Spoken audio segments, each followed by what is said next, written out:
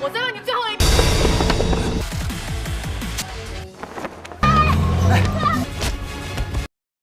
Welcome back rocket. स्वागत है आपका स्वीट कॉम्बैट के 23 पार्ट में। दोस्तों, अगर आपने पिछले एपिसोड्स नहीं देखे हैं तो पहले उनको जाकर देखिए, फिर इस सीरीज का आनंद उठाइए। तो पिछले पार्ट में हमने देखा कि फेंग्यू से बदला लेने के लिए शेबी ने हुडी को बुलाया था और अकुडू इस बात से बड़ा ही गुस्सा होकर बाहर चला गया था। लेकिन जाते जाते उसने दोनों की बातें सुन ली थी। वे किसी को किडनैप करने की बात कर रहे थे जो फेंग्यू के बहुत ही क्लोज है। अब अकुडू गैस करता है कि वे मिंगटैन को किडनैप करने वाले हैं और उसे मिंगटैन की बहुत ही फिक्र होने लगती है। वो खुद हैरान होता है कि मुझे मिंगटैन की चिंता क्यों हो रही है, क्या मैं सचमुच इतना अच्छा हो गया हूँ। अब दूसरी ओर मिंगटैन काम खत्म करके घर लौटता है। तब ऊपर से हुडी उसको पुकारता है और हुडी को देखते ही मिंगटैन अंदर जाने लगता है, लेकिन हुडी नीचे कूदकर उसे अटैक करता है। मिंगटैन पहले तो अपने बचाव में खूब डिफेंड करता है और उसको अटैक भी करता है, लेकिन हुडी लगातार उसको अटैक करने लगता है और मिंगटैन भी उसको छोड़ता नहीं। वो अपना बैग उस पर फेंकता है और उसको बाहर धक्का दे देता है। फिर मिंगटैन एंट्रेंस के बाहर को पकड़कर उसको एक तगड़ी किक मारने वाला होता है, लेकिन ऐन वक्त पर वो हुडी का बच्चा हट जाता है और उल्टा मिंगटैन की पीठ पर किक कर देता है। अब मिंगटैन नीचे गिर जाता है, लेकिन इससे पहले वो मिंगटैन को फिर से अटैक करे तभी वहां पर अकुडू आ जाता है और हुडी पर अटैक करने के लिए डट कर खड़ा हो जाता है। फिर वो मिंगटैन को बताता है कि फेंग्यू से बदला लेने के लिए इसने और शेबी ने तुमको किडनैप करने का प्लान बनाया है। अब हुडी अकुडू से कहता है कि उस दिन मैंने तुमको ठीक से नहीं मारा था, तभी तुम हॉस्पिटल से जल्दी वापस आ गए थे, लेकिन अब की बार ऐसा मारूंगा कि महीनों तक उठ नहीं पाओगे। लेकिन मिंगटैन अकुडू को हटाकर हुडी को पकड़ लेता है और अकुडू से कहता है कि तुम जल्दी से यहाँ से भागो, पर तब तक हुडी मिंगटैन के सर पर जोर से अटैक करके बेहोश कर देता है। यहाँ फेंग्यू को जाओमी कॉल करके बताती है कि हुडी ने मिंगटैन को किडनैप कर लिया है। मुझे अभी अभी अकुडू ने बताया, तुम्हारे साथ फाइट करने के लिए ही उसने ऐसा किया है। अब फेंग्यू एकदम चौंक जाती है, लेकिन तब उसे मिंगटैन के मोबाइल से कॉल आता है। फेंग्यू कॉल अटेंड करती है तो हुडी कहता है, तुम्हारे प्यारे मिंगटैन को मैंने ही उठाया है, तुम बस मेरे साथ फाइट करो, फिर मैं उसको छोड़ दूंगा। लेकिन अगर ऐसा नहीं किया तो मैं मिंगटैन को हमेशा के लिए हॉस्पिटल भेज दूंगा। और इस तरह ब्लैकमेल करके वो कॉल काट देता है। अब अगले सीन में ये चारों ज़ॉम्बी के घर पर मिलते हैं। फेंग्यू कहती है कि मैं फाइट के लिए बिल्कुल तैयार हूँ, पर उससे पहले हमें मिंगटैन को बचाना होगा। फिर वो अकुडू से पूछती है कि तुम उसके घर पर क्यों गए थे। इस पर जाओमी भी पूछती है कि क्या तुम मिंगटैन से लड़ने गए थे। सुनाओ भी कहता है कि अकुडू सच सच बताओ, वरना ये दोनों तुमको गलत समझेंगे। अब अकुडू बताता है कि शेबी मेरा दोस्त है और उसने फेंग्यू से बदला लेने के लिए हुडी को हायर किया है। हुडी को देखते ही मैं बाहर आ गया था, लेकिन मैंने उन दोनों की बातें सुन ली थी और इसीलिए मिंगटैन को अलर्ट करने के लिए मैं उसके घर गया था। और जब मैं वहां पर पहुंचा तो हुडी मिंगटैन पर अटैक कर रहा था। अब फेंग्यू शेबी को कॉल करती है। वो किसी बार में बैठा होता है और कहता है, मुझे तो कुछ भी सुनाई नहीं दे रहा है, और ये कहकर कॉल कट कर देता है। अब फेंग्यू बताती है कि शायद वो किसी बार में है, बहुत ही लाउड म्यूजिक चल रहा था। अकुडू कहता है कि हाँ मैं जानता हूँ वो कौन से बार में है। वाह, इसे तो सब कुछ पता है, लेकिन सब कुछ लेट ही बताएगा। ये कहकर चारों वहां से निकलते हैं। अब जाओमे के पापा इनकी सारी बातें सुन लेते हैं और सोचते हैं कि मेरे दोस्त का बेटा मुसीबत में है और मुझे उसके लिए कुछ ना कुछ तो करना चाहिए। फिर चारों बार में जाकर शेबी से पूछते हैं कि मिंगटैन को हुडी कहाँ ले गया है, सीधे सीधे बता दो वरना। पर वो कैजुअली कहता है कि मैं तो जानता नहीं, और जानता भी तो तुम लोगों को कभी नहीं बताऊंगा। और इससे फेंग्यू को बहुत ही गुस्सा आ जाता है और वो उसको पीटने लगती है। फिर उसको टेबल पर लॉक करके दोबारा पूछती है, लेकिन वो फिर भी नहीं बताता। अब फेंग्यू उसकी गर्दन कसकर पकड़ लेती है और धमकाती है। तब जाकर वो उस जगह के बारे में बताता है। फेंग्यू कहती है कि ये मेरी प्रॉब्लम है, मैं खुद इसको हैंडल कर सकती हूँ, तुम लोग मत आना। और यह कहकर वो अकेले शेबी को लेकर चली जाती है। पर जाओमी फेंग्यू को अकेले नहीं जाना चाहती। फेंग्यू की सेफ्टी के लिए वो फेंगजोई को कॉल करके सारी बातें बता देती है और कहती है कि तुम फेंग्यू के फोन को ट्रैक करने की कोशिश करो, और फेंगजोई वैसा ही करता है। यहाँ फेंग्यू तेजी से कार चला रही होती है और शेबी से कहती है कि अगर मिंगटैन को जरा से खरोंच भी आई तो तुम्हारी खैर नहीं। मिंगटैन एक पुरानी बिल्डिंग के अंदर होता है। वो सोचता है कि फेंग्यू का इस जगह पर आना ठीक नहीं होगा, इसीलिए वो बचने की कोशिश करता है। अब दूसरी ओर जाओमी के पापा जानते हैं कि हुडी को कोई नहीं हरा सकता, क्योंकि उसको अलग अलग तरीके की मार्शल आर्ट्स आती है, इसलिए वो खुद मिंगटैन की मदद करने के लिए ठान लेता है। यहाँ वहीनो सब्जी मंडी में किसी की गाड़ी को उधार लेता है और चारों फ्रेंड्स उसमें ठूस जाते हैं। ये लोग फेंग्यू के मोबाइल को ट्रैक करके जा रहे होते हैं, लेकिन ये गाड़ी इतनी स्लो जाती है कि पैदल जाने वाले भी इसको ओवरटेक करके चले जाते हैं। तब जाओमी अकुडू से पूछती है कि तुम तो हमेशा मिंगटैन से लड़ते रहते थे, अब अचानक उसके लिए तुम्हारे अंदर इतना प्यार कहाँ से आ गया।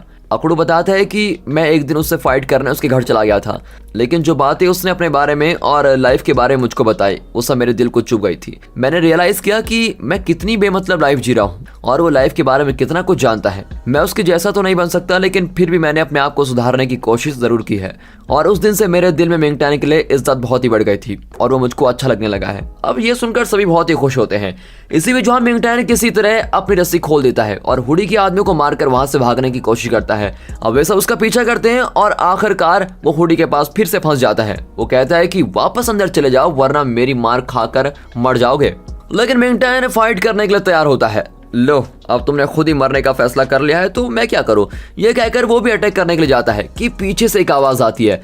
शेवी अपनी कटी हुई नाक पर हाथ रखकर भागा चलाता है और उसके पीछे आती है फेंग्यू। फेंग्यू को देखकर हुडी बहुत ही खुश होता है और कहता है बॉक्सिंग क्वीन का मैं स्वागत करता हूँ। फेंग्यू कहती है कि मैं फाइट के लिए तैयार हूँ लेकिन तुम्हें अभी मिंगटैन को छोड़ना होगा। अब हुडी मिंगटैन को छोड़ देता है लेकिन शेवी कहता है कि इन दोनों को मत छोड़ो, मुझे इनसे बदला लेना है। लेकिन हुडी पीछे की ओर मुड़कर शेवी को गिरा देता है। फेंग्यू वहां से मिंगटैन को जाने को कहती है पर वो कहता है कि मैं पहले भी तुमसे कह चुका हूँ, तुम्हें किसी भी प्रॉब्लम में अकेला नहीं छोड़ूंगा, मैं हमेशा तुम्हारे साथ ही रहूंगा।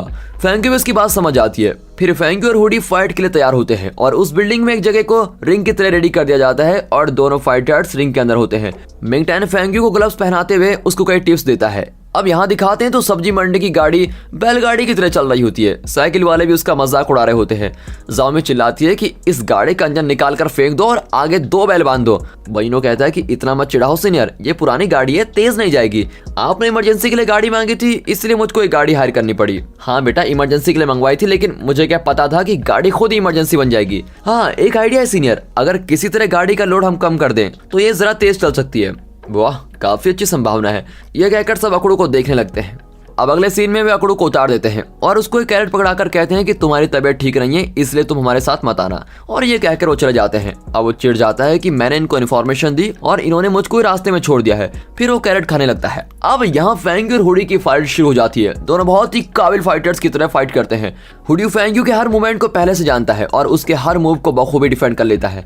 फिर फेंग्यू उसको किक करके नीचे गिरा देती है और बाहर से मिंगटैन हुडी की स्ट्रेंथ और वीकनेस को एनालाइज करने लगता है। फिर दोनों फाइटर्स ब्रेक लेते हैं।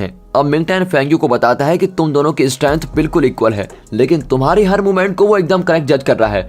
वो तुम्हारे हर मूवमेंट को बहुत ही अच्छी तरह से जानता है, इसीलिए अब तुम इमेजिन करो कि तुम फेंग्यू नहीं जियोफेंग हो। अपने स्टाइल से जरा हटो और कुछ देर के लिए जियोफेंग के स्टाइल में फाइट करके देखो। जियोफेंग की स्पीड्स, उसके मूवमेंट्स, उसकी स्ट्रेंथ, ये सब माइंड में रखो और उस तरह फाइट करो। अगर इस तरह तुम डिफरेंट स्टाइल अप्लाई करोगी तभी उसको कंफ्यूज कर पाओगी। फेंग्यू उसकी बात समझ जाती है और इस बार वो खुद को जियोफेंग समझकर हुडी को अटैक करने लगती है। फिर अचानक वो जाओमी के स्टाइल को अप्लाई करती है और बारंबार हुडी पर पंचेस की बरसात कर देती है। अब मिया की बारी है। ये सोचकर मिया का टेक्वांडो स्टाइल अप्लाई करती है और हुडी पर तगड़ा स्पिन किक मारती है। हुडी फेंग्यू का अगला मूव गैस ही नहीं कर पाता और हक्का बक्का होकर बार बार नीचे गिर रहा होता है। अब यहाँ एक लोड के उतर जाने के बाद भी इनकी गाड़ी ठीक से नहीं चलती। गाड़ी रोककर वे डिस्कस करते हैं कि अब किसे बाहर निकाले। अब तीनों भाइयों को देखते हैं। वो कहता है भाई मैं गाड़ी लेकर आया हूँ, मैं तो बाहर उतरने वाला हूँ नहीं। तब मिया कहती है कि अब सिर्फ एक रास्ता बचा है, चलो रॉक पेपर सीजर खेलते हैं और डिसाइड करते हैं। लेकिन गेम शुरू करने से पहले ही बइनो सबको चकमा देकर भाग जाता है और ड्राइवर सीट पर बैठ जाता है। अब सब जल्दी जल्दी में चढ़ने की कोशिश करते हैं। सुनाओ चढ़ने जाता है तो बइनो उसको झूठ झूठ कहता है जाओमी गिर गई है, और ये सुनकर वो घबराकर दूसरी तरफ जाओमी को देखने जाता है। लेकिन तब तक बइनो कार स्टार्ट करके चला जाता है। अब चारों में से सिर्फ 2 कार में बैठे होते हैं। अब बइनो कहता है कि अच्छा हुआ मियाँ जी आप जल्दी अंदर बैठिए, अब सिर्फ हम दोनों वहां जाएंगे। ये कहकर वो मोड़ता है तो पीछे मियाँ नहीं जाओमी बैठी होती है और इस तरह सुनाओ और मियाँ को रास्ते में छोड़कर ये दोनों चले जाते हैं। यहाँ फेंग्यू स्टाइल चेंज कर करके हुडी को धनाधन पीट रही होती है और इस तरह पहला राउंड खत्म होता है। अब इतने में जाओमी और बइनो वहां पर पहुंच जाते हैं। मिंगटैन बताता है कि फर्स्ट राउंड में फेंग्यू जीत गई है। वेरी गुड फेंग्यू, तुम उसे मत छोड़ना। पर इतने में हुडी अपना बॉक्सिंग ग्लव्स उतार देता है और दूसरे टाइप के ग्लव्स पहनता है। लगता है वे करुमागा नाम की टेक्निक यूज करने वाला है जो बहुत ही खतरनाक है। मिंगटैन उसको कहता है कि तुम ऐसा नहीं कर सकते, लेकिन हुडी कहता है कि टेक्निक चाहे जो भी हो मुझे सिर्फ जीतने से मतलब है और मैं आज फेंग्यू को हरा कर यहाँ से जाऊंगा। पर फेंग्यू सेकेंड राउंड के लिए तैयार हो जाती है और फाइट शुरू हो जाती है। फेंग्यू से अटैक करने जाती है लेकिन वो करुमागा टेक्निक यूज करके फेंग्यू को आगे पीछे मारने लगता है और उसे ऊपर से अटैक करके गिरा देता है। अब की बार फेंग्यू उठ नहीं पाती। मिंगटैन चिल्लाता है कि ये फॉल है, तुम ये टेक्निक यूज नहीं कर सकते। हाँ, मैंने तो पहले ही कहा था मेरी टेक्निक सबसे पावरफुल है और मेरे लिए जीतना सबसे ज्यादा इंपॉर्टेंट है। तो अभी वहां पर एक आवाज आती है कि क्या तुम अपने कर्मागा टेक्निक को इतना पावरफुल समझते हो, और सभी हैरान हो जाते हैं। और तब जाओमी के पापा वहां पर आते हैं। वे कहते हैं कि इस टेक्निक के सिर्फ 2 मास्टर्स थे, जरूर उनमें से ही एक ने तुमको सिखाया होगा। और ये सुनकर हुडी भी जरा नर्वस दिखाई देता है। खैर तुमने चाहे किसी से भी सीखा हो उसकी मुझको कोई परवाह नहीं, लेकिन तुम्हारे सारे टेक्निक्स मिंग हाई के डेथ स्ट्राइक के आगे कुछ भी नहीं है। दरअसल मिंग हाई मिंगटैन के पापा का नाम है और इस पर हुडी कहता है कि मिंग हाई तो मर चुके हैं। हाँ बेटा, लेकिन उनका डेथ स्ट्राइक मेरे अंदर अभी भी जिंदा है। अगर तुम्हें हिम्मत है तो मेरे साथ फाइट करो। अब इस पर हुडी सच में बहुत ही डर जाता है और कहता है कि मैं आपके साथ फाइट नहीं कर सकता, पर आपके स्टूडेंट्स के साथ फाइट जरूर कर सकता हूँ। अब जाओमी के पापा इनमें से किसी को डेथ स्ट्राइक सिखाना चाहते हैं। जाओमी कहती है मुझको सिखाइए पापा, मैं उससे लड़ूंगी। लेकिन उसके पापा इस बार भी उसको मना कर देते हैं क्योंकि ये मूवमेंट लड़कियों ने नहीं बना है। अब बयूनो कहता है कि मुझको सिखाइए। नहीं बेटा, तुम उस मोमेंट के लिए अभी तैयार नहीं हो। फिर वो सुनहाओ के बारे में पूछते हैं तो जाओमी बताती है कि सुनहाओ नहीं आ पाया। अब जाओमी के पापा मिंगटैन से पूछते हैं, लेकिन वो कहता है कि मैं नहीं सीख पाऊंगा। इस पर फैंक्यू कहती है कि तुम डेथ स्ट्राइक सीख लो, मैं ये मैच गिव अप कर सकती हूँ। तब जाओमी के पापा कहते हैं कि इस तरह के टेक्निक्स के आगे गिव अप करना कोई बड़ी बात नहीं है। गिव अप करके हम सब आराम से अपने घर जा सकते हैं, लेकिन ऐसा करने से तुम दोनों जिंदगी भर पछताओगे। फैंक्यू, तुम जिंदगी भर इस हार के बारे में सोचकर बहुत ही दुखी रहोगी और मिंगटैन, तुम्हें हमेशा इस बात का दुख रहेगा कि तुमने फैंक्यू को हारने दिया।